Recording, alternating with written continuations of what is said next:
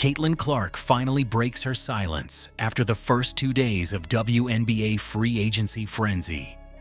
And after watching what the Indiana Fever did in the first 48 hours, it's genuinely hard to argue with her. Day 1 alone brought all WNBA teammate Kelsey Mitchell back on a Supermax. Monique Billings signed as a power forward that fits into Caitlin's style of play. A TikTok with Lexi Hull that nobody saw coming, but everybody was expecting. And Tayasha Harris signed as the perfect backup for Caitlin. But the move everyone was watching for, the one fans were sweating over, didn't drop until day 2, the one about Sophie Cunningham. And the way it unfolded tells you everything about how this front office and their honorary GM Caitlin Clark thinks. What Indiana Fevery agency move do you think was the best? Let me know down in the comments below and tell us why. Tell a friend to tell a friend, she's back. What does it actually mean to re-sign someone who stuck around through a 5-win season when she could have walked out the door and found a better situation somewhere else? Because that's the real question with Kelsey Mitchell, and it's worth sitting with for a second before we just move on to the contract number. When the Indiana Fever's 2025 season came to a close, Kelsey Mitchell stood in rarefied air, second all-time in franchise history in scoring, first in points per game, and first in threes made. Her 2025 season was her best yet, an all-star, first-team All-WNBA, and 5th in the MVP voting.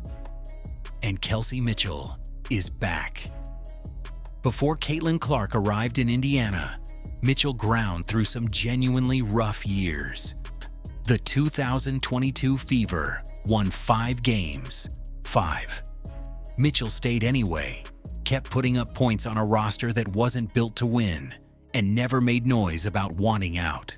Then 2025 happened, and Mitchell earned first-team All-WNBA honors and finished 5th in MVP voting, while averaging 20.22 points per game. So when the Fever resigned her on day 1 of free agency, it wasn't just a front office move. It was the payoff for years of loyalty that nobody required from her. 2026 will be Mitchell's 9th with the Indiana Fever. Only Tama Catchings has worn the Fever uniform longer. She finished 3rd in the league in scoring in 2025 and 1st in the WNBA in threes made in doing so, shooting at an efficient nearly 40% from distance. The contract she signed is a 1-year Supermax worth $1.4 million, making her the highest paid player in Fever franchise history. 1 year, not 2, not 3. And that choice tells you exactly where Indiana thinks they are right now. Because a player who wants long-term security signs a multi-year deal, and a player who thinks her team is genuinely close to winning it. All signs 1 year and bets on the outcome. Mitchell picked 1 year and the Fever letter, which means both sides believe 2026 is when this thing happens. But her numbers aren't just eye-popping. They're vital to Indiana's success. The pairing of Caitlin Clark and Kelsey Mitchell in the backcourt has already proven to be the WNBA's best, their skill sets feeding off each other perfectly. Clark's vision helps make an already lethal three-point shooter even more dangerous. And Mitchell's spacing opens up the floor even further for Clark. Now let's talk about Monique Billings, because casual fans might not know her name yet, but that's going to change fast. Billings signed with Indiana as a power forward, and unlike a lot of free agency additions where the fit is theoretical until training camp, her chemistry with Clark is already documented in real games. At the FIA World Cup qualifying tournament in Puerto Rico in March 2026, Billings played alongside Clark on the U.S. national team, and Clark found her repeatedly for easy baskets, with Billings finishing at the rim at an elite rate. Her first points ever in a USA uniform came directly off a Clark assist. That's not a coincidence. That's 2 players who already understand each other's timing. Monique Billings on a tear. Billings has been fantastic. She has been relentless on both ends. Billings asking for it, Yao puts it in. Billings can move well with and without the basketball. Billings in transition, and they're going to count the bucket and the foul. And a great finish from Billings. Billings snapping the net, and Billings connects on a three.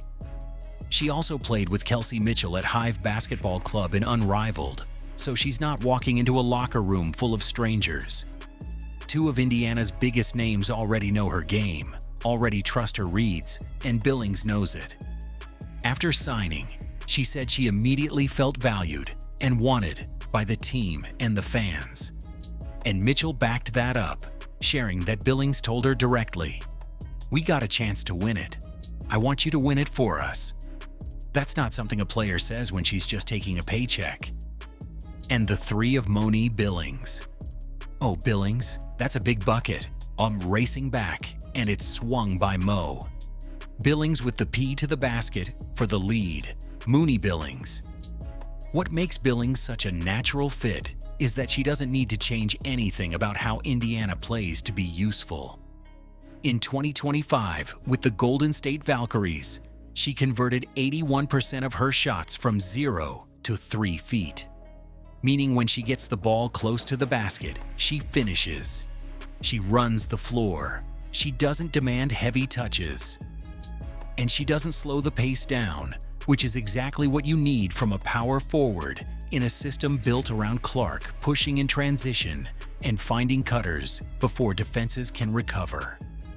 Stephanie White was an assistant on the Team USA staff during the Puerto Rico tournament.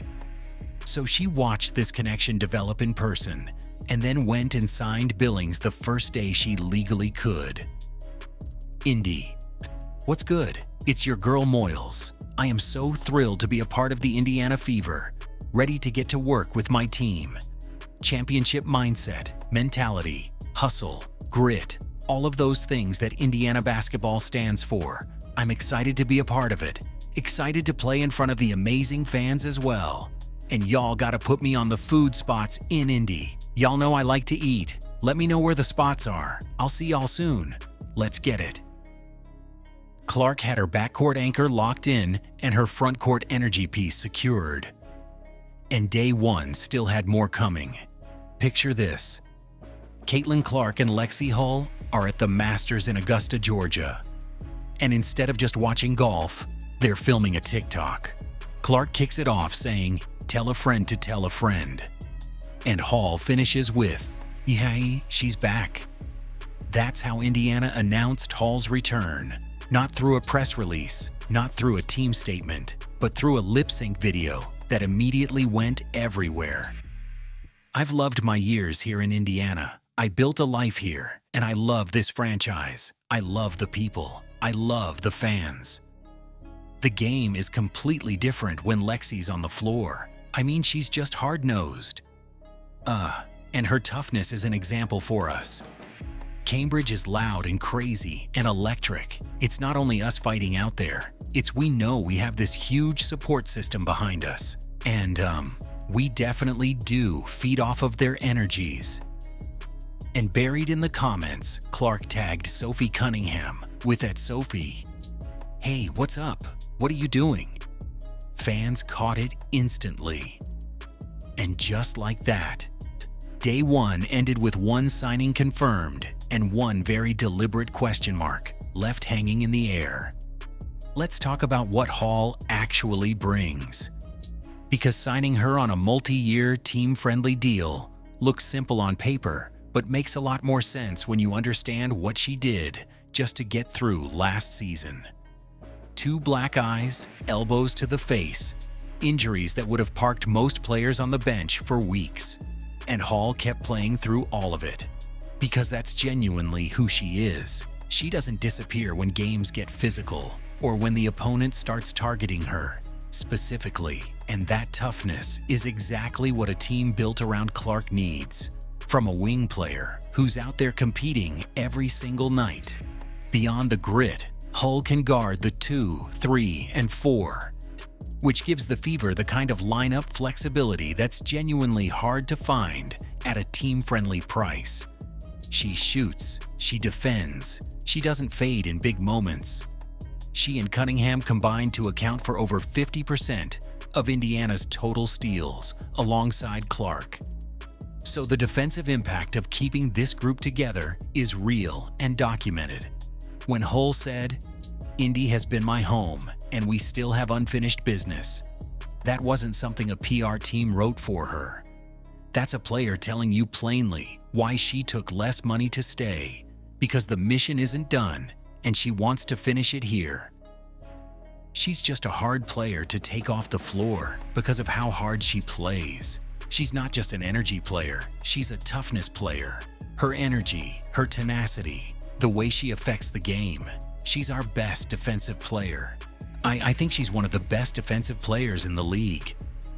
Blessy knows that we believe in her. We going to count on her for what she brings to the table every night. 2 in the corner, Hull.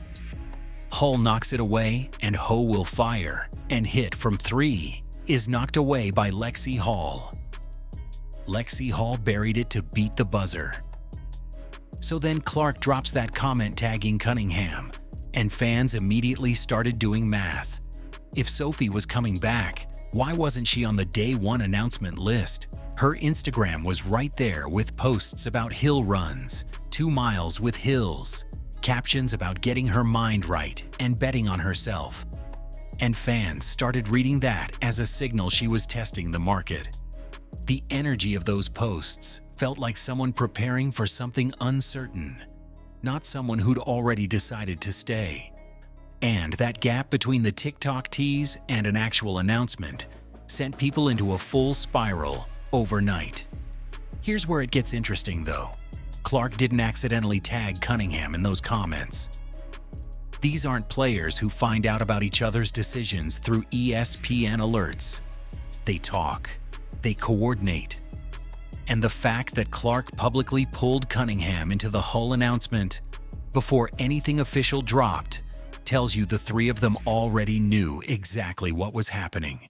Cunningham even played into it, firing back in the comments, and that they'd better make up for the TikTok, which is not how someone responds when they're genuinely unsure about their future with a team. With the signing of Lexi Hull, the Indiana Fever bring back one of the best and toughest 3-and-D players in the WNBA. The stats tell a lot of that story. Over her last 2 seasons, she's shooting exactly 40% from the 3-point line, the mark of a top-tier shooter. In fact, for players that have taken at least 200 total 3-pointers over the last 2 seasons, Hull is one of just 5 in the entire WNBA to shoot 40% or better. The Tres Leches trio of Clark, Hull, and Cunningham isn't just a nickname fans made up. Clark knew fans needed to see it confirmed, and she used Hull's announcement to set up exactly that, which meant the real question going into day 2 wasn't whether Cunningham was coming back. It was why the Fever were making everyone wait. Cunningham's deal was done before day 2 even started. The ink was basically dry, the numbers were agreed to, and the Fever knew she was coming back. So why didn't they announce it on day 1 with everyone else? Because Kelly Kroskoff and Amber Cox were sitting on it while they ran the numbers on 2 other players. And that evaluation process tells you more about how this front office operates than any press release ever could. Atlanta Smith and Azar Stevens were both on the market, and both were exactly the kind of size and length that a contender wants to add next to Aaliyah Boston. Smith is a stretch 4 who can shoot and create mismatches. And Stevens is a 6'6" forward who shot 38% from 3 on 4.4 attempts per game in 2025, while averaging 12.8 points and 8.0 rebounds. On paper, either of them looks like a real upgrade. The problem was the price. Both players wanted max-level money, and the Fever had to actually sit down and figure out whether blowing that kind of cap space was worth restructuring everything they'd already built around Clark and Boston. She might not be the only lech coming back to Indiana. They're messing with us. Announce those companies? Sophie, hey, what's up? What you doing? Kane Clark says. Lexi Hull chimes in with the camera emoji.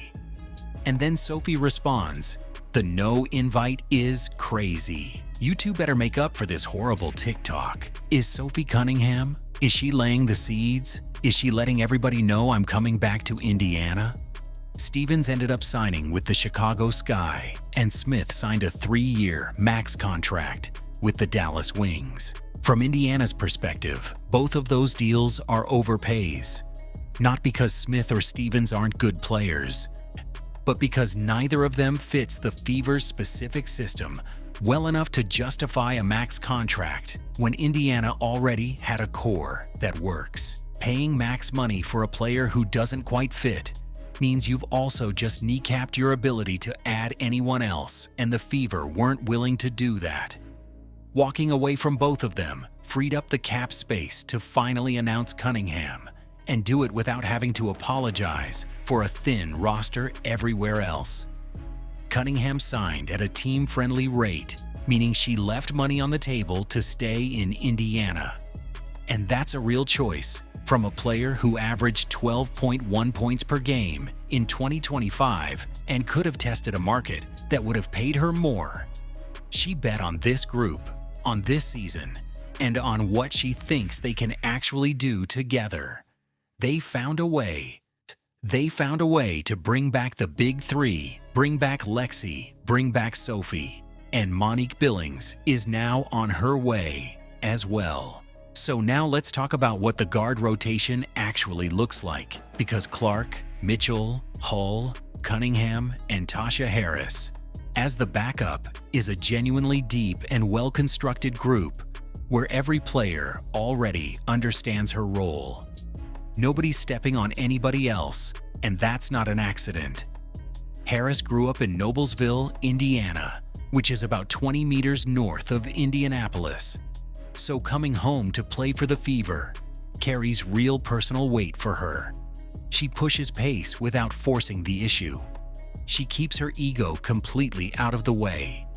And her job when Clark sits is to make sure the offense doesn't stall out, not to reinvent it. That's a player who knows exactly what she's there to do. One thing I do know is Ty Harris is a solid backup point guard. Solid backup player. I think she was starting at times for the Connecticut Sun. She can play this game. I think she's good enough to come in and, spell Caitlin Clark 8 to 10 minutes a game. Okay, come in for that 8 to 12 minutes, at 12 minutes at the most, and give some quality minutes as a backup point guard, like Dearest Dantas, returning on a veteran minimum, fills out the front court baseline without touching what's left of the cap space. And because Indiana didn't commit max money to Smith or Stevens, they've actually got real dollars left to spend on more front court help. The Fever didn't just avoid a mistake with those two decisions. They created options for themselves that other teams who overspent simply won't have. The guard rotation is set, and it's genuinely the best Indiana has ever put together. But 5 guards and Aaliyah Boston and Monique Billings don't win a championship by themselves. Boston is exceptional, one of the best interior players in the league, but she can't anchor the paint for 40 minutes every night while also fighting through screens, protecting the rim, and cleaning up every missed shot. If refs put her in foul trouble early, and that happened more than once in 2025, the Fever needs someone behind her who can actually hold things together, not just occupy space. Last season, when key players missed time or got into foul trouble, Indiana's front court got exposed pretty fast. That's not a knock on anyone specifically. It's just what happens when your depth at that position isn't deep enough to absorb the problem. The Fever can't let that happen again in 2026, not with a roster this good everywhere else. So the names being discussed right now are Rebecca Allen, Tammy Fogbin-Lay, Brianna Turner, and Megan Gustafson from the Las Vegas Aces. Finally, it appears, Amber Cox. Amber Cox has a pulse, y'all. She finally doing something getting something done, even though there's much more to do. This is great news. Each of those players solves a slightly different version of the same problem. And the debate inside the front office isn't just about availability. It's about which version of the solution actually fits how Indiana wants to play.